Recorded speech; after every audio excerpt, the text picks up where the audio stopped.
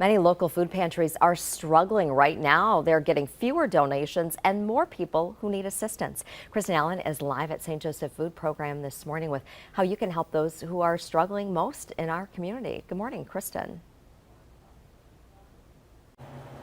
Good morning. Yeah, this is the largest food pantry in the Fox City, serving more than 600 families each week. And right now, it is struggling to keep food on the shelves here and in these bags that are going out to those families.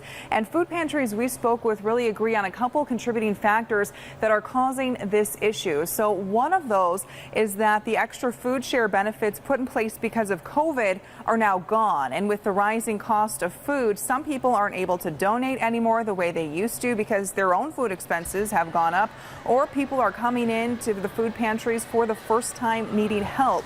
The food pantry at the Salvation Army of Greater Green Bay also is experiencing the same situation. Things are more expensive and that's hitting everybody hard.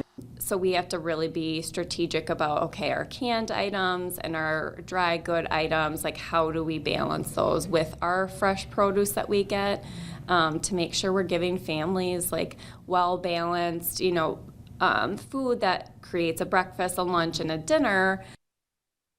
Any little bit can help. So even if you're only donating a couple of cans of food at a time, it does make an impact. Another way you can help and perhaps make a larger impact is by hosting a food drive, maybe at your church or your business. Reporting live in Menasha, Kristen Allen, Action 2 News.